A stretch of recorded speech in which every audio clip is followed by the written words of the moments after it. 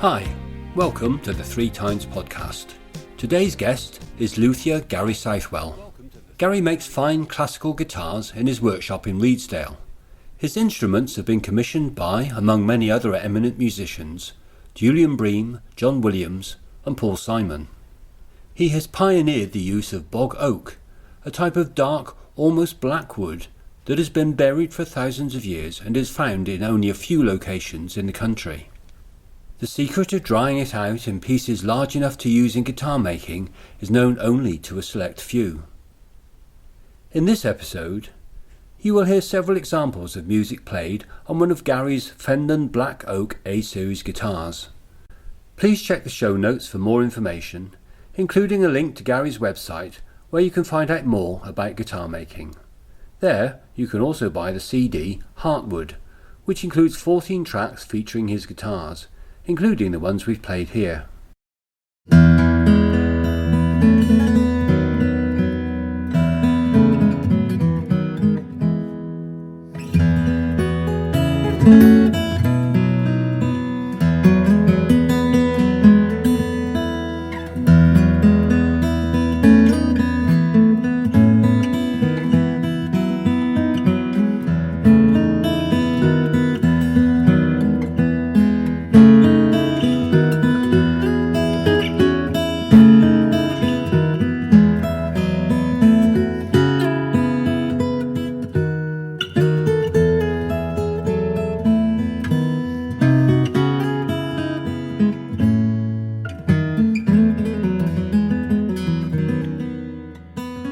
Gary Southwell, thank you for talking to Three Times podcast. Could you give me a brief history of Southwell Guitars?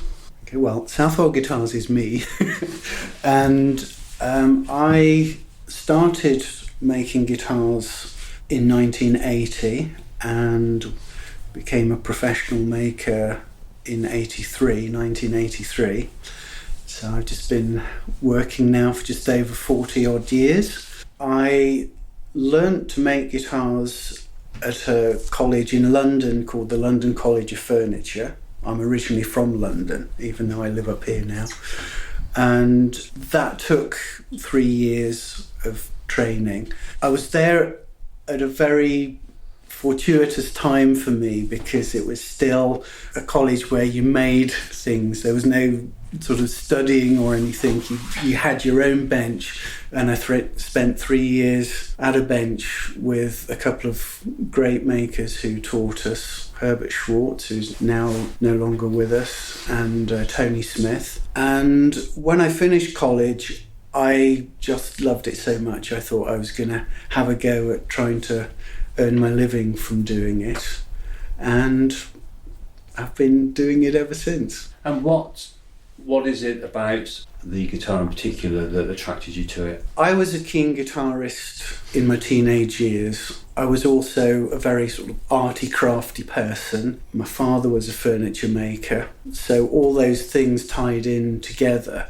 When I was finishing school, I was thinking about either going and doing an art degree or maybe a music degree. I was not really sure, and I just read an article about this college and thought it might be a great way of combining my two interests. Went to the college, just fell in love with the atmosphere there and thought, no, that's what I'm going to do. It was one of those things, looking back, I do feel very lucky that I found something so early in my life that I just thought, wow, this is great, I want to do this. It's not been easy. It's been a long, hard struggle because, I've raised a family and lived my life just through making guitars. So it's been tough. Along the way, I've also had I think you always need a deal of luck in these things. I've worked very hard, but I've met guitarists, famous guitarists,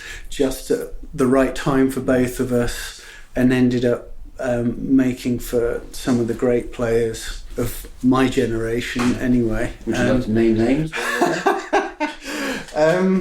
In terms of, so I make mostly classical guitars. So in the terms of classical guitar, I worked for many years for Julian Bream, probably the greatest classical guitarist maybe of all time, and John Williams, another great classical guitarist. Then someone that maybe is not so well known over here, someone called David Starobin, who's a big name in America. Frank Baumgarten, who's a German guitarist, who again, sort of in Europe, one of the greats. And I've had good close relationships with all of them, because it's not really my thing. I've done a few things for a few pop stars, like Paul Simon was one of my favourites. Wow. Made him a guitar, must be 10, 15 years ago. Gordon Giltrap, another great player. These are top flight guitarists, aren't they? Oh yes, yeah. These are top draw guitarists in the world. Yes, This is something to be proud of.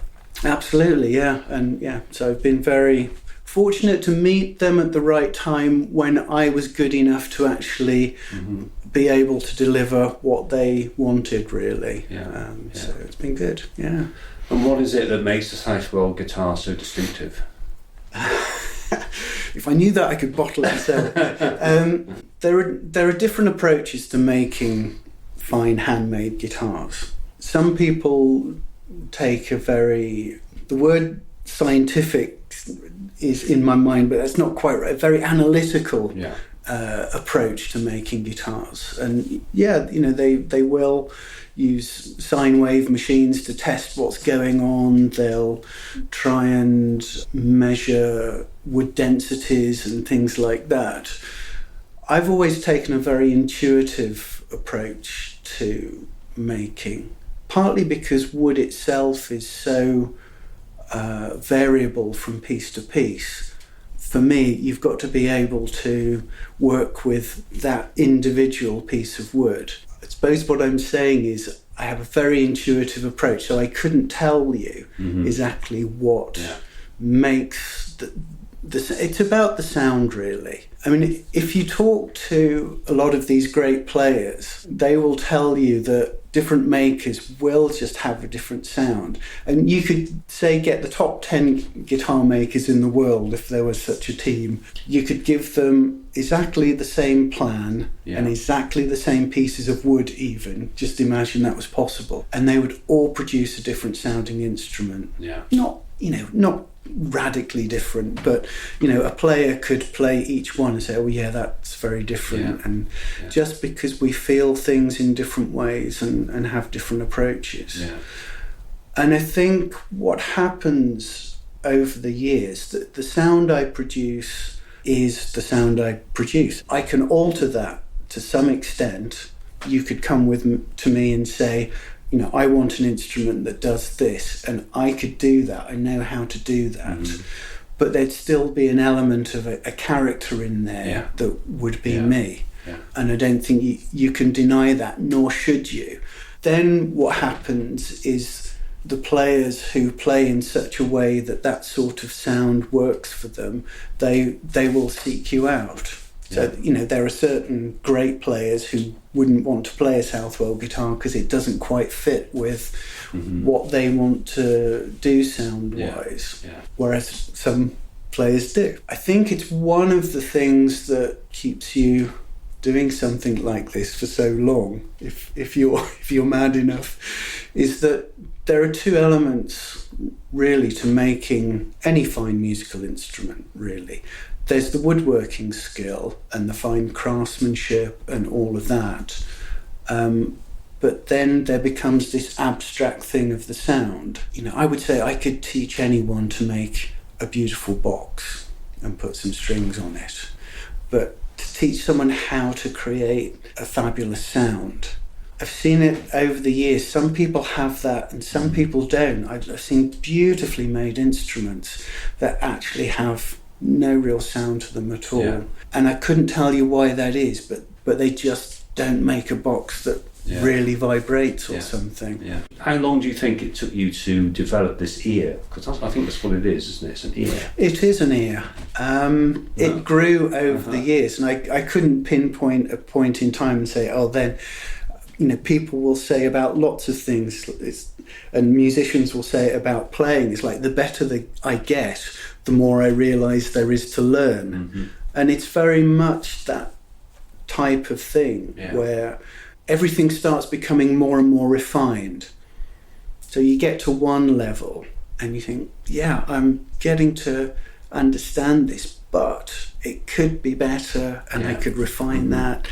And it gets to the point where you almost can't describe in words what the refinement would be, but you're looking for something. And the fascinating thing of working with some of these really great players is, the way they hear things and respond to things is incredible. I've often had conversations with them where they say, I'm looking for this and, I want it to do that. And I understand what they mean, but then you think, physically, how do I do something to create that sound? Because their world is all about the sound.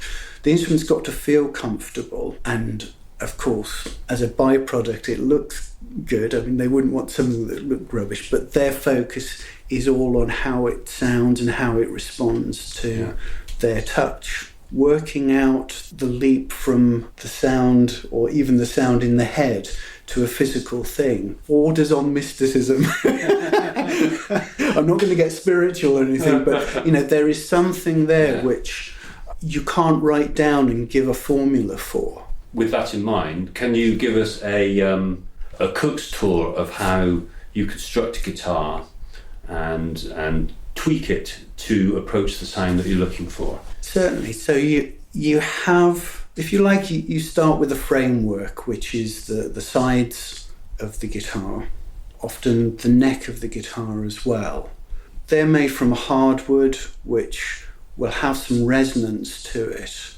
It maybe plays a character to the sound, but it's not fundamental to the sound of the instrument. The back is again a hardwood, usually the same as the sides, which tends to act as a baffle to the most important piece of wood, which is the soundboard. So because all of these are interlinked and have a character, you've got to make, let's say, this frame of the sides, the neck and the back to be resonant and in tune with the soundboard, but the main focus of the instrument is the soundboard. And what is really crucial in creating the sound, the piece of wood you use is partly important.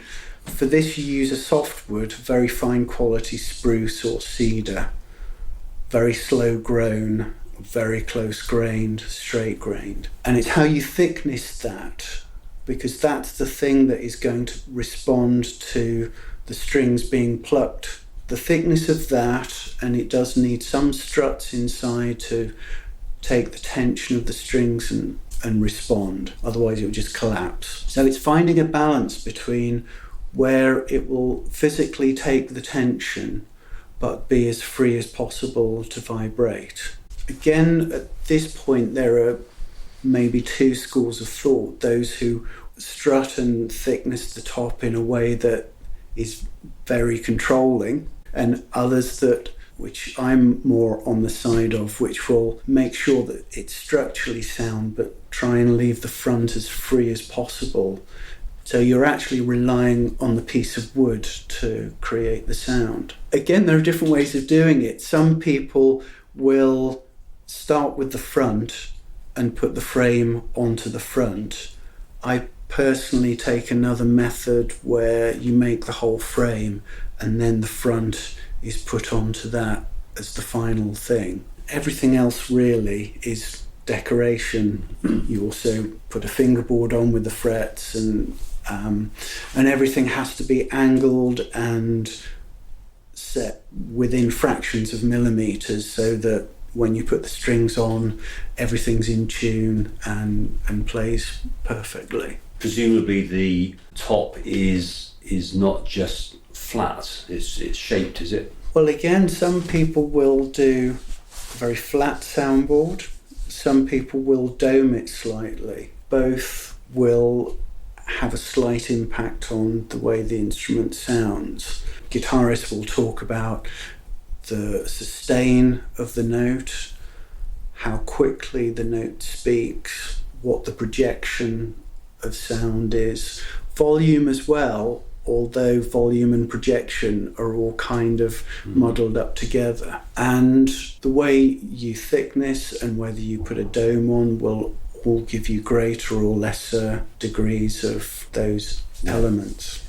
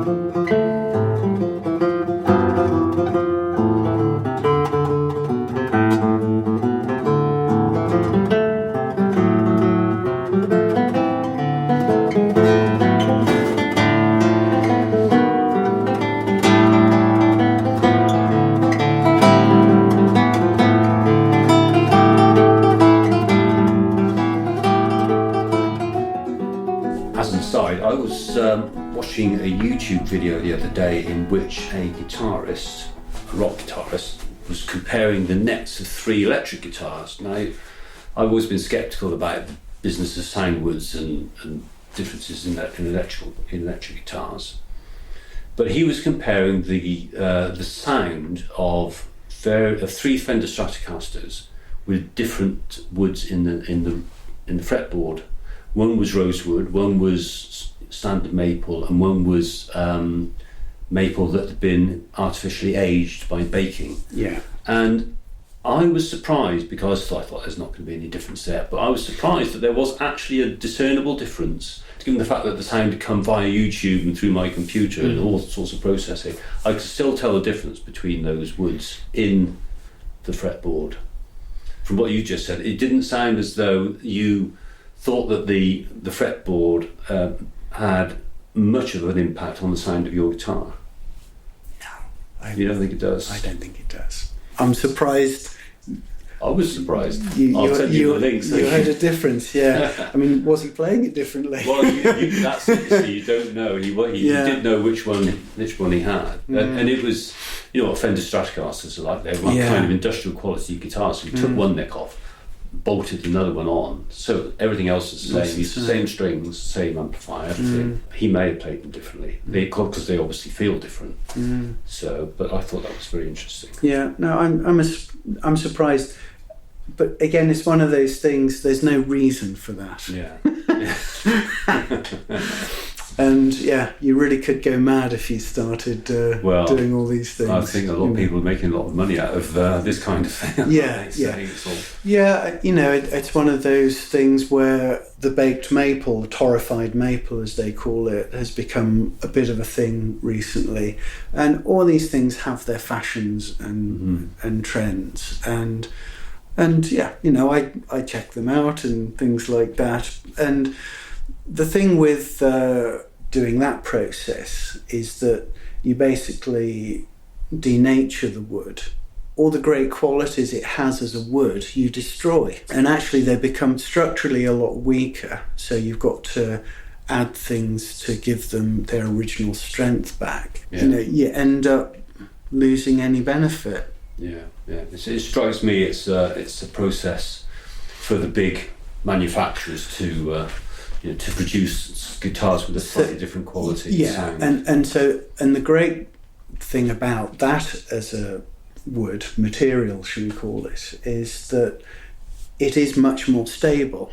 So they're going to have a lot less problems with having to worry about whether it'll move or not in their production. Yeah. So now, I've seen from your website that you make not only your original instruments, but you also copy old instruments. How did that come about? that goes right back to the start of my career, I suppose. Even when I was at college, I was interested in the history of the guitar, which is much older than a lot of people realise. So even at college, I started making some copies of historical guitars. And there's a particular area that I'm a specialist in, which is the early 19th century. I became particularly fascinated in this period because it's where the guitar changed quite radically into what we would recognise as a guitar today. Prior to that, it didn't have 6 single strings.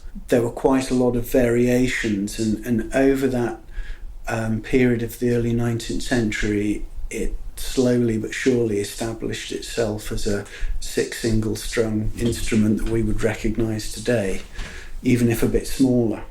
I just became fascinated with that, made a few copies of some guitars from that period.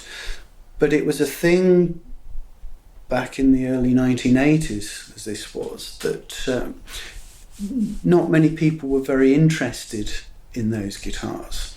There were a few players playing them so that they could do authentic performances on authentic instruments. But there wasn't much interest. But those few players who did found me. You know, I was in London at the time. They were doing concerts in London. And again, it was a fortuitous thing, really, that they found someone interested in these guitars. So I started doing a lot of either restoring of old instruments of that type or making copies of instruments that were difficult or impossible to find. And again, pre-internet days, I was searching through museum collections and sort of driving all over Europe to find examples. Back then, a lot of the museums would list them on a catalogue, but they didn't actually even have them on display. You'd have to go down into their cellars to get them out and examine them. And what kind of state would they be in? Various. I mean, some of them were in very good condition, usually a few cracks here and there, but you could just put some strings on them and play them. All right. Some of them were in need of restoration. I then actually picked up quite a bit of work doing some restoration work for the museums and things. Probably the first 10 years of my career, I was doing practically all copies of historical guitars. Looking back, it was a great education. I didn't think of it like that at the time. I was really learning and copying from some of the great masters of the past. Something that not many guitar makers do. Most guitar makers will maybe start off with a traditional Spanish guitar, make a few of those, and then decide they're going to do their own design and just go off doing it. And they don't really have a great understanding of the history and the development of the guitar. The biggest thing I learned was there's more than one way to make a great guitar. Yeah, that's always shaped what I do, because there's no sense of a right or wrong in this. And again, when a player comes and wants something very different, don't say, oh no, that's impossible, that won't work, or no, that's not right. It gives you an open mind and thinking, well, maybe this is an approach worth looking at. Yeah. So it's a thing that I've continued to do over the years. As my career went on, I became more interested in putting all these ideas into my own instruments and creating my own voice, for want of a better word. Can you give us an example of some of the aspects of older guitars that you've implemented in your own designs? In terms of modern guitars, I'm most well known for what's called my A-series design. That has a lot of elements taken from mainly the Viennese school of making, which was from the early 1800s. There was a great Viennese maker called Stauffer, and he had a lot of apprentices and created a whole school of making, which is quite different from the Spanish style. And I loved those guitars from the first moment I saw them, partly because they were just so different from the Spanish guitar, but great sounding instruments. When I was looking for my own design, I was much more drawn to that as a sound and an appearance than I was the Spanish. Yeah. Were they made to play, I mean, Spanish presumably was made to play flamenco, was it? Were the Viennese ones for, well, not orchestras, because you wouldn't hear them? It's interesting because, yeah, the Viennese guitars, they were much more in the classical mainstream. Mm-hmm. Even back then, they did actually play sometimes with orchestras. Really? Certainly a lot of chamber music where they would play with quartets or one or two other instruments. What is interesting is when you put period instruments together and with a period guitar, they have a way of balancing out, which is incredible. And one of the famous guitarists of the period in Vienna was called Giuliani. He appeared in, concert soirees with Beethoven and people like that. He was right in the musical mainstream of Viennese life. Whereas with the Spanish guitar, it was always much more of it came out of flamenco, and it was always a bit more of a sort of folksy tradition, right up until really the 20th century. So yeah, quite different. Yeah. So those are elements in my design. I go much more there. There was an Italian maker living in London in the early 19th century as well, called Panormo. Well, there's a whole family of them, and they did these very stylish heads, which were V-jointed onto the neck, and my head and neck is very reminiscent of what they did. It's not a copy, but it takes little decorative details and approaches that if I had just gone down the normal path of making modern guitars, I would never have found those and been inspired by those. Yeah. And it's very interesting even today when I see younger makers who are perhaps trying to do something different, particularly in the classical world I'm talking now. They might do something very different inside, or a different approach to the making technique, but they always make it look like a Spanish guitar. And I always say, it's a missed opportunity. Go and enjoy yourself. So yes, working with all those historical guitars just gives me a much freer sense of doing my own thing. Yeah. And it's been great to connect with some of the great masters of the past and see how they made instruments from the inside out. Another interesting thing about them is that, and given the time they were working, they didn't have the sort of power tool technology or anything like that. Of course, they would have had apprentices helping them. The emphasis on the style of the instrument is much more than the detail of the instrument. A maker today couldn't get away with the quality of finish, if you see what I mean. Yeah. You first look at them and you think, and then you pick them up and you start and this is gorgeous, because there's a feel and a style to them. Yeah, I think in the modern era, in all walks of life, we've become accustomed to a very high standard of finish.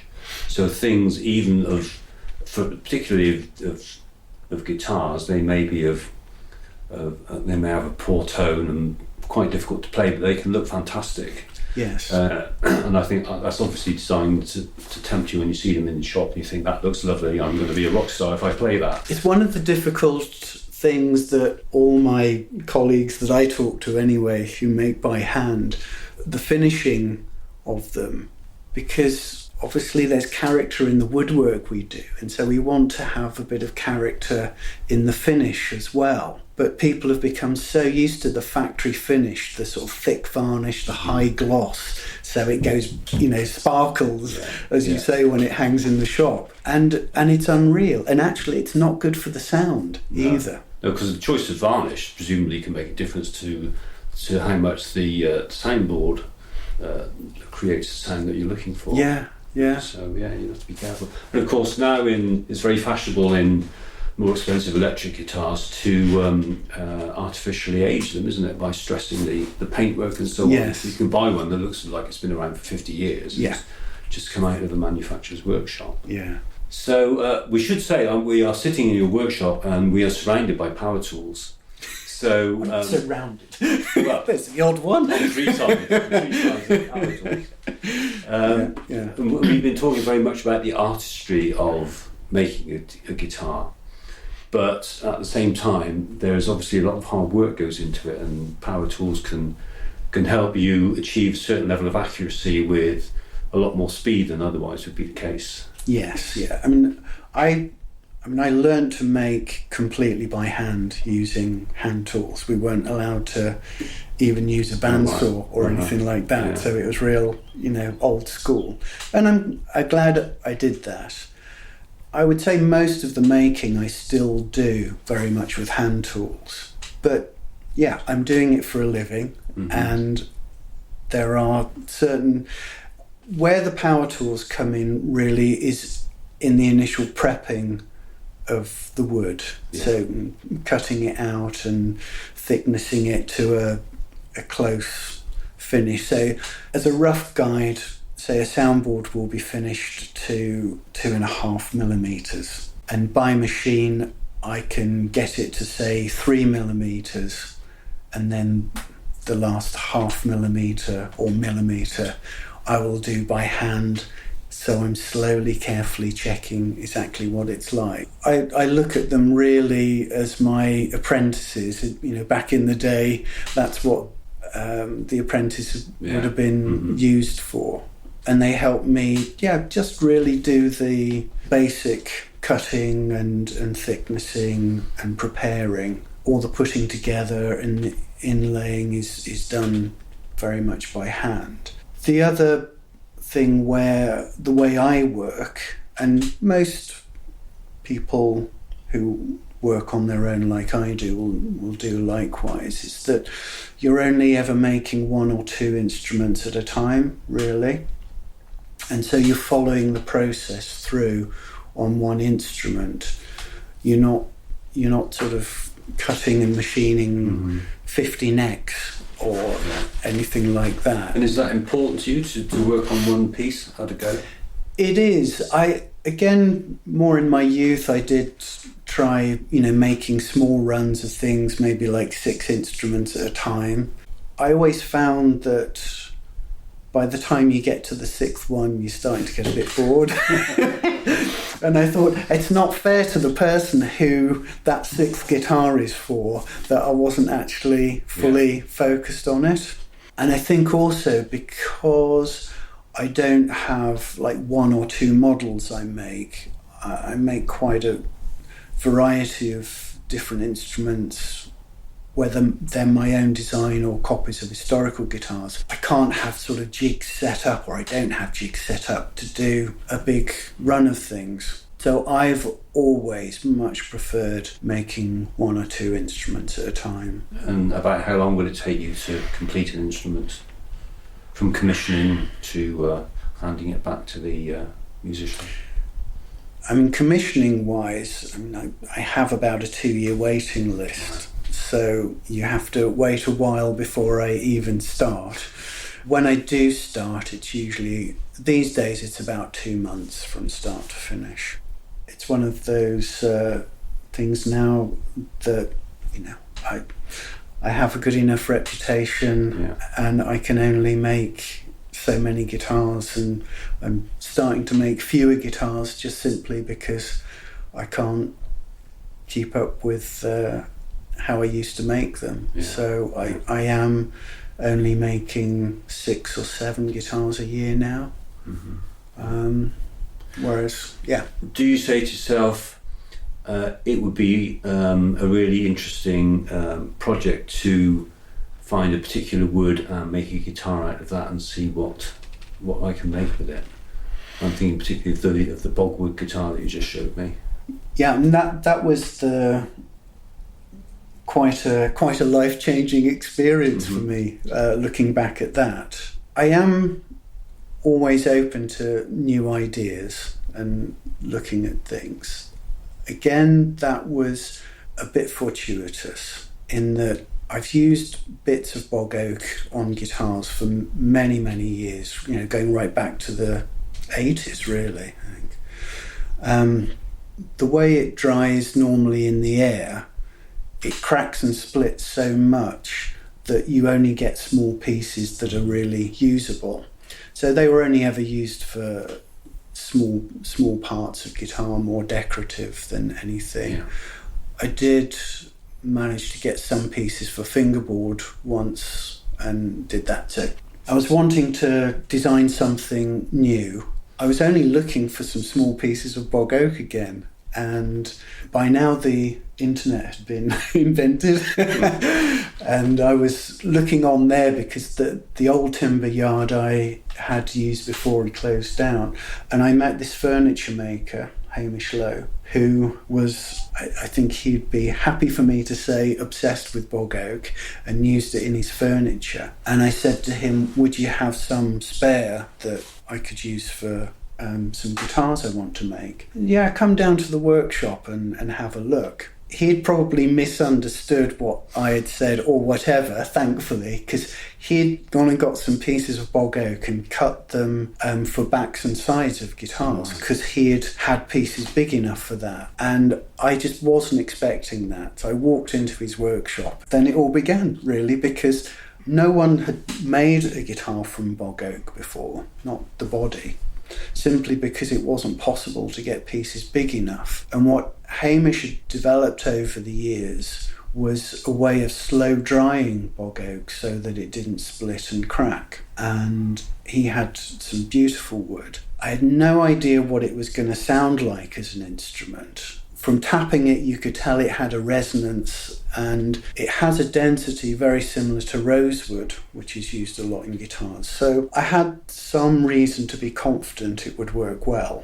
And I made this guitar from it, and I was very happy with the sound, to say the least. And I was able to put it into the hands of some great players who all really liked the sound. And thought, well, here we go then. It was almost more difficult, or kind of, I felt under more pressure with the second one, because it was almost like, can you do this consistently? Yeah. Was that just a good one-off?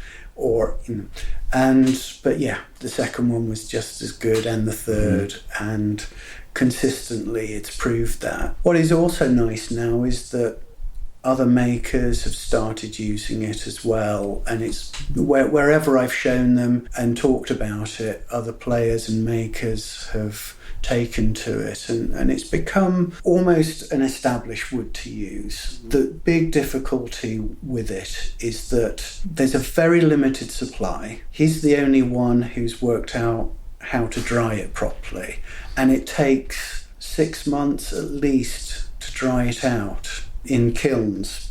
Sort of, it's all temperature controlled. It's very tricky, and sometimes it doesn't work. So it's a very rare commodity, and I know there are, sometimes makers have gone to him and said, can I have 50? He said, no, because I haven't got that. You can have 2 pieces.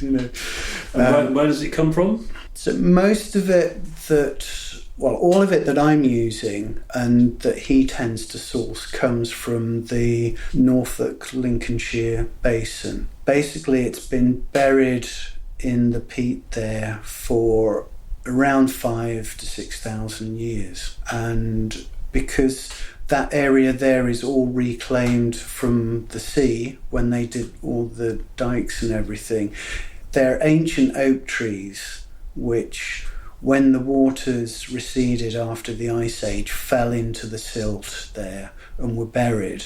and been miraculously preserved in the anaerobic conditions there.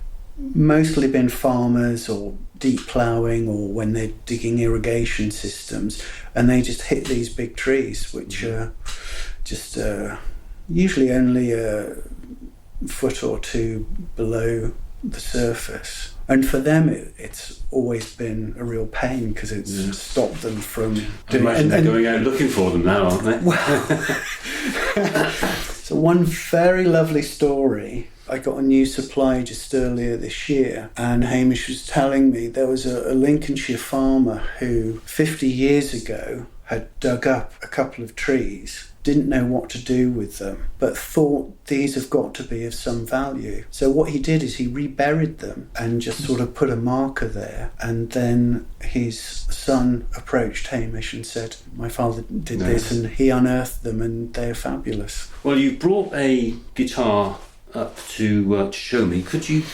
play us a piece on it? Certainly, yeah. Yes, this was one I finished a couple of weeks ago. So this is a copy of... Oh, it's ever so light, isn't it? It is, yeah. So this is a copy of a guitar made by a German maker, originally in 1940. And his name is Hermann Hauser. He's regarded as one of the greats in the history of guitar making. And also, I mean, I'm no expert on this style of guitar, but it seems very well balanced. Yes. Yeah. I'm used to electric guitars, which of course very. But even so, this is it's just beautiful. It's just beautiful, isn't it? And all these things are part of an instrument. The way it's balanced and the way it feels to hold and touch. Well, I'll let you play it because I'm ham-fisted with that kind of thing. I'm not sure if it's in tune, but let's see.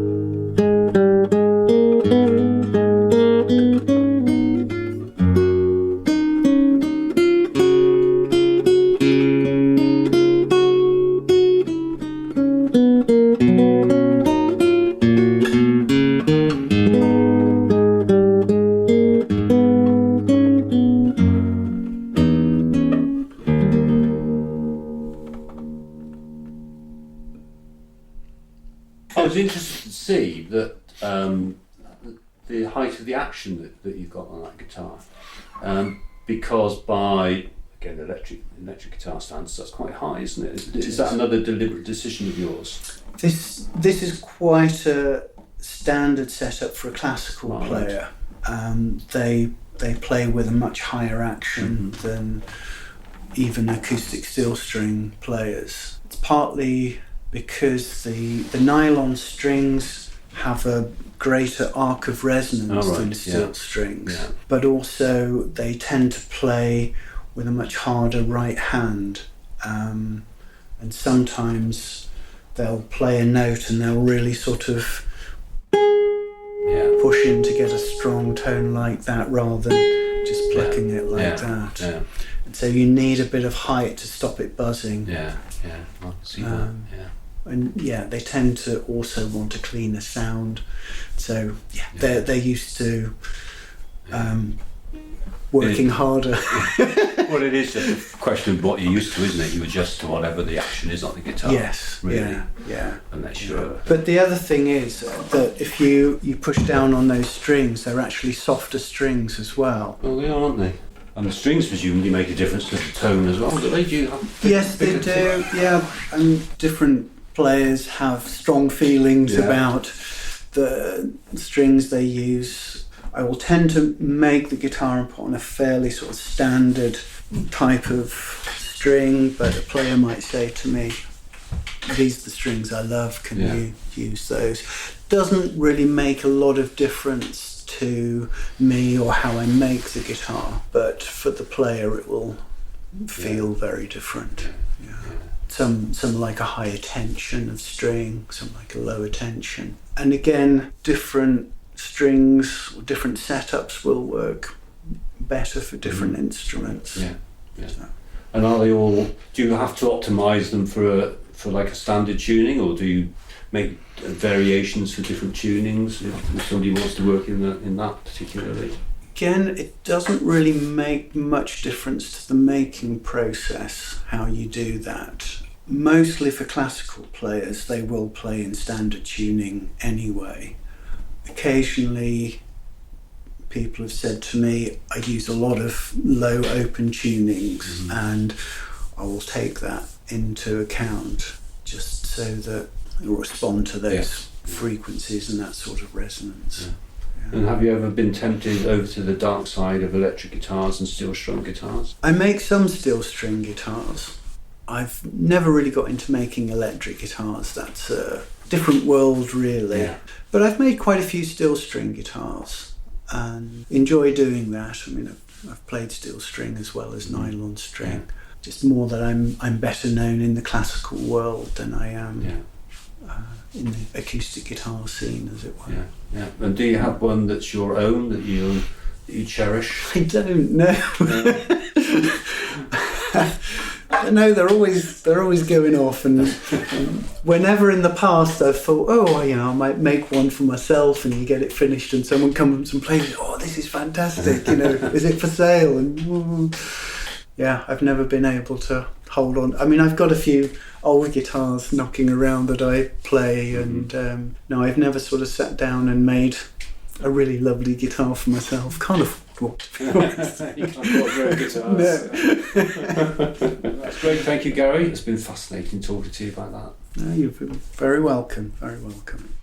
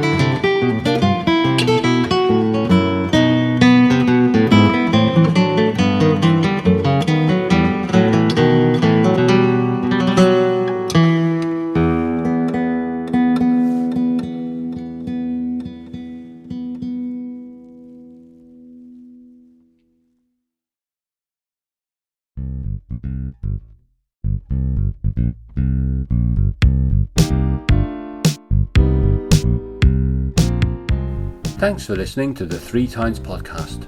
I hope you enjoyed this episode. Please subscribe and tell your friends about it.